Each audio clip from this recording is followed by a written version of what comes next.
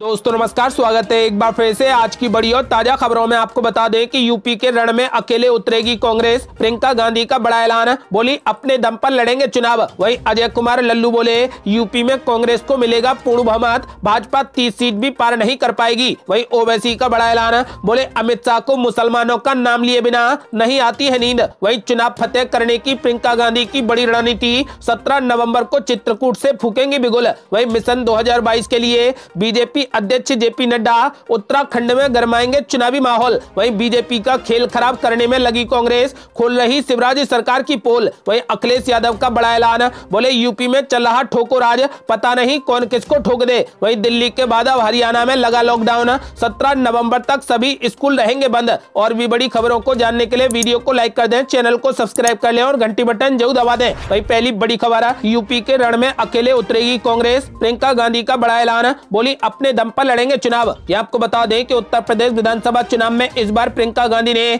पूरे तरीके से कमान संभाल रखी है। रविवार को बुलंदशहर में कांग्रेस की रैली को संबोधित करते हुए कांग्रेस महासचिव प्रियंका गांधी ने ऐलान किया है कि कांग्रेस इस बार रण में अकेले ही उतरेगी। प्रियंका गांधी ने कहा कि कांग्रेस को यूपी का रण जीतना होगा तो वो अपने दम पर ही जीतेगी। साथ ही ये भी कहा कि पार्टी प्रदेश की हर सीट पर कांग्रेस कार्यकर्ताओं को ही उम्मीदवार बनाएगी। प्रियंका गांधी ने विपक्षी समाजवादी पार्टी और बहुजन समाज पार्टी पर निशाना साधते हुए कहा कि यूपी में ना तो सपा लड़ी है और ना ही बसपा लड़ी है, सिर्फ कांग्रेस लड़ रही है। प्रियंका गांधी ने कहा कि कोरोना वायरस हो या फिर कोई और संकट, कांग्रेस के कार्यकर्ता ही हैं जो लोगों की मदद के लिए आगे आए हैं। उन्होंने सवाल किया है कि क्या उन्नाव, लखीमपुर खीरी या फिर हाथरस की घटनाओं के खिलाफ सपा या बसपा के लोग खड़े हुए थे? नहीं खड़े हुए, लेकिन कांग्रेस वहां पर खड़ी रही। प्रियंका गांधी अपने संबोधन के दौरान केंद्र और राज्य की बीजेपी सरकार में हुए पुलिसिया जुल्म की दास्तां भी सुनाई। उन्होंने कहा कि योगी राज में महिलाओं और गरीबों पर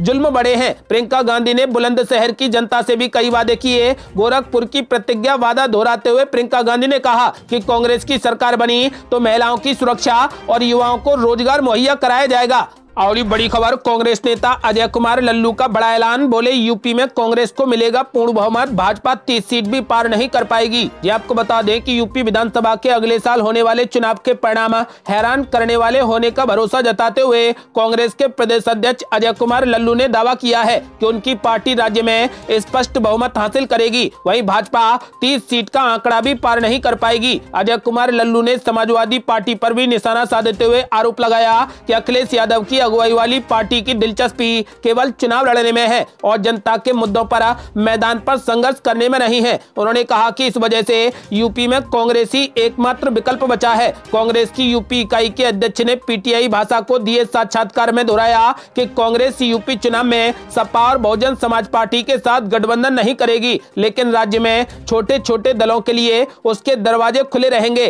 कांग्रेस नेता ने कहा कि कांग्रेस वास्तविक उद्देश्यों के लिए संघर्ष कर रही है। सपा और भाजपा नूरा कुश्ती कर रही हैं जो खत्म हो जाएगी। कांग्रेस सपा और बसपा के साथ में आने पर भी भाजपा को नहीं हरा पाने संबंधी केंद्रीय गृह मंत्री अमित शाह की खबरों में आए बयान पर अजय कुमार लल्लू ने दावा किया है कि भाजपा इस बार 30 सीट से ज्यादा नहीं जीत पाएगी। उन्होंने ऐलान कर दिया है कि इस बार कांग्रेस की पूर्ण बहुमत की सरकार बनेगी। इस बारे में आपका क्या मानना है? क्या इस बार यूपी में कांग्रेस की सरकार बनेगी? अपनी राय हमें वीडियो लाइक कर कमेंट बॉक्स में जरूर दें। और बड़ी खबर, असदुद्दीन ओवैसी ने गृह मंत्री अमित शाह पर बोला जोरदार हमला, कहा अमित शाह को बगैर मुसलमानों का नाम लिए बिना नहीं आती है नींद। ये आपको बता दें कि AIMIM के राष्ट्रीय अध्यक्ष और हैदराबाद से सांसद असदुद्दीन ओवैसी ने रविवार को अलीगढ़ में शोषित वंचितों के सम्मेलन में भाजपा पर जमकर हमला बोला। सांसद ने केंद्रीय गृह मंत्री अमित शाह पर हमलावर होते हुए कहा कि अमित शाह को बगैर मुसलमानों का नाम लिए बिना नींद नहीं आती है। हमें जिन्ना से ताल्लुक नहीं है और ये जिन्ना आज हम जिम जैम ही बोलते रहते हैं। ओवैसी ने कंगना रनौत को पद्मश्री दिए जाने को लेकर भी केंद्र सरकार व कासगंज की घटना पर उत्तर प्रदेश सरकार को जमकर घेरा। आपको बता दें कि असदुद्दीन ओवैसी ने अपने संबोधन की शुरुआत मुसलमानों को अपनी सियासी जमीन तैयार करने की बात से की। उन्होंने कहा कि ये भारत की जमहूरियत की हकीकत है कि जिस समाज ने अपनी लीडरशिप मजबूत की है वही अपने अधिकारों को पूरे हक के साथ पाई है। उन्होंने कहा कि आज उत्तर प्रदेश में हमको अपनी सियासी खिदायत पंचायत बनानी है। अगर हम एकत्रित नहीं होंगे तो हम सियासत नहीं कर पाएंगे। आज उत्तर प्रदेश में मुसलमान सबसे पिछड़ा और कमजोर क्यों है? ओवैसी ने आह्वान किया है कि जैसे चौधरी चरण सिंह ने जाटों को एकत्रित कर सरकार बनाई, मुलायम सिंह यादव ने यादवों को जोड़कर सपा बनाई, बहन मायावती ने बसपा बनाकर दलितों के लिए किया, भाजपा ने ब्राह्मण बनियों के लिए किया, अनुप्रिया पटेल को कुर्मी अपना नेता मानते हैं, तो जब ये लोग अपने समाज के लिए कर सकते हैं तो क्यों नहीं मुसलमान एक हो सकता? आखिर कब तक हम चुनाव में वोट का एटीएम बने रहेंगे?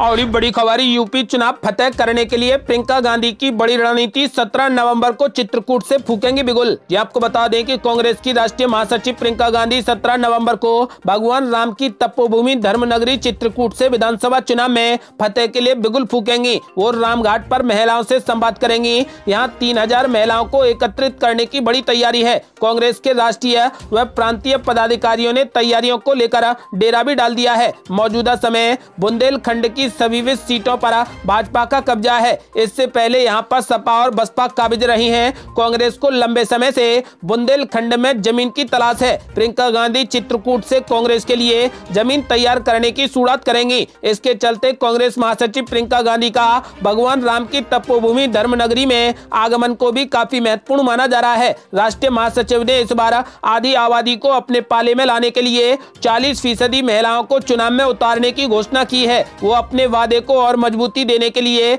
यहां सभा के बजाय महिलाओं से सीधे संवाद करने आ रही हैं। रामघाट पर 3000 से अधिक महिलाओं को इकट्ठा करने का लक्ष्य रखा गया है, जिनसे प्रियंका गांधी सीधे मुखातिब होंगी। कांग्रेसियों ने तैयारियां तेज कर दी हैं। गांव-गांव में कांग्रेस की टोलियां लोगों के बीच में कार्यक्रम में शामिल होने के लिए आमंत्रण पहुंचा रही हैं। पार्टी के राष्ट्रीय सचिव एवं बुंदेलखंड प्रभारी प्रदीप नरवाल के अलावा प्रांतीय महासचिव अखिलेश शुक्ला समेत अन्य पदाधिकारी चित्रकूट में डेरा डाले हुए हैं। आपको बता दें कि फिलहाल यूपी चुनाव फतेह करने के लिए प्रियंका गांधी चित्रकूट से 17 नवंबर को बिगुल फूकेंगी।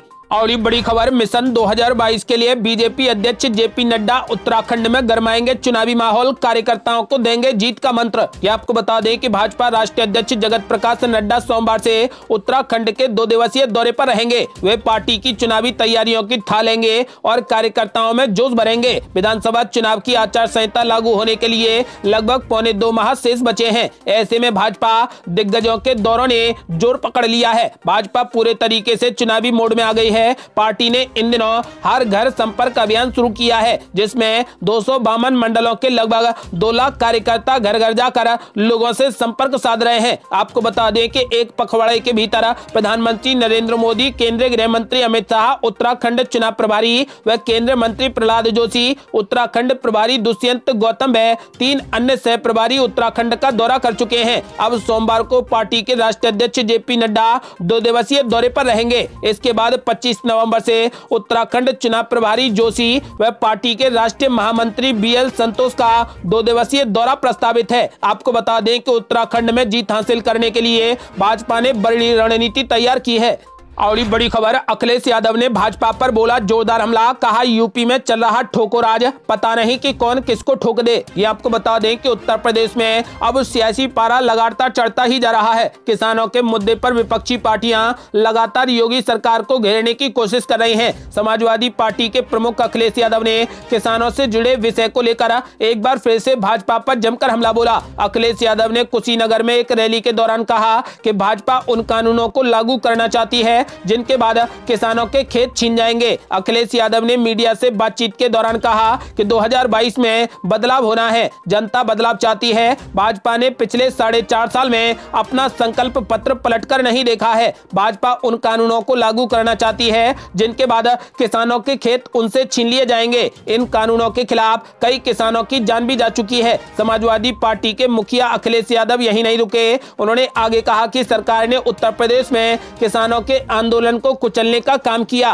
कहीं ऐसा हो सकता है कि अन्नदाता को जीप के टायर से कुचल दें। इसके बाद कानून कुचल रहे थे, इन्हें अगर और मौका मिल गया तो हो सकता है कि ये संविधान को भी कुचल दें। उन्होंने कहा कि आज उत्तर प्रदेश कस्टोडियल डेथ में सबसे आगे है, क्योंकि ठोको राज चल रहा है। ठोको राज में पता ही नहीं कि कौन किसको ठोक दे। आपको बता दें कि अखिलेश यादव ने साफ कर दिया है कि इस बार सपा 400 सीटों के साथ पूर्ण बहुमत के साथ सरकार बनाएगी। और ये बड़ी खबर, मोहम्मद अली जिन्ना के नाम पर अखिलेश यादव को खलनायक बनाने की रणनीति बना रही बीजेपी। ये आपको बता दें कि जिन्ना का नाम यूपी चुनाव का पीछा छोड़ने को तैयार नहीं है। चुनाव प्रचार का ये दौर जिन्ना के नाम हो गया है। अमित शाह, योगी आदित्यनाथ और असदुद्दीन ओवैसी ने तो इसी बहाने अखिलेश यादव के खिलाफ मोर्चा खोल दिया है। अखिलेश यादव भी इस मामले में पीछे हटने को तैयार नहीं है, तो बीजेपी ने इसी बहाने उन्हें मुस्लिम प्रेमी बताने का अभियान छेड़ दिया है, जिसकी अगुवाई खुद मुख्यमंत्री योगी आदित्यनाथ कर रहे हैं। आज लखनऊ में योगी ने अखिलेश यादव को वोट बैंक की नीच राजनीति करने का आरोप लगाया है। आपको बता दें कि ब्राह्मण सम्मेलन में योगी ने कहा कि सरदार पटेल और जिन्ना की तुलना करना वोट बैंक की निष्कृष्ट राजनीति है। वे बोले कि जिन्ना हमेशा खलनायक रहेंगे और उनका समर्थन करने वाले भी खलनायक रहेंगे। योगी ने कहा कि सरदार पटेल सदैव राष्ट्रनायक हैं और रहेंगे, लेकिन जो लोग जिन्ना का समर्थन कर रहे हैं वो तालिबान का समर्थन कर रहे हैं।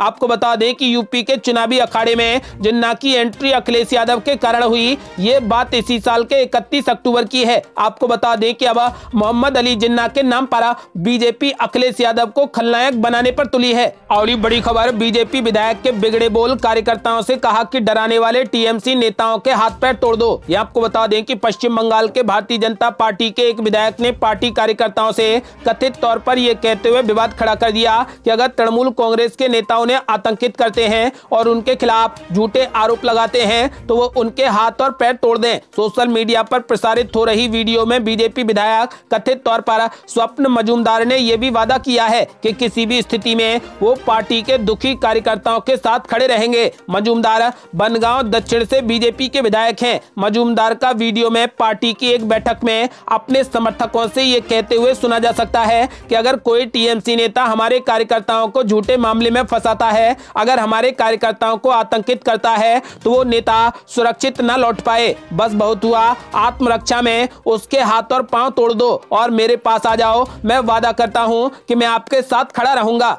और ये बड़ी खबर, दिल्ली के बाद हरियाणा में भी लगा लॉकडाउन। 17 नवंबर तक सभी स्कूल रहेंगे बंद। ये आपको बता दें कि हरियाणा सरकार ने बढ़ते वायु प्रदूषण को लेकर 4 जिलों में सभी स्कूल 17 नवंबर तक बंद रखने का फैसला लिया है। इससे पहले दिल्ली सरकार भी सभी स्कूलों को बंद रखने और सरकारी कर्मचारियों को वर्क फ्रॉम होम का आदेश दे चुकी है। हरियाणा सरकार ने दिल्ली एनसीआर में बढ़ते प्रदूषण के स्तर के बीच गुरुग्राम, फरीदाबाद, सोनीपत और झज्जर के सभी स्कूलों को 17 नवंबर तक बंद करने का फैसला लिया है। सरकार ने कहा कि ये आदेश तत्काल प्रभाव से लागू हो गया है और 17 नवंबर तक प्रभावी रहेगा। ये निर्णय दिल्ली द्वारा बच्चों को प्रदूषण के प्रतिकूल प्रभाव से बचाने के लिए 15 नवंबर से शुरू होने वाले एक सप्ताह के लिए शारीरिक कक्षाओं को स्थगित करने के निर्णय के एक दिन बाद आया है। स्कूलों को बंद करने के अलावा दिल्ली सरकार ने सरकारी विभागों को घर से काम करने के लिए कहा है और निजी कार्यालयों से एक सप्ताह के लिए जितना संभव हो सके घर से काम करने का आग्रह किया है।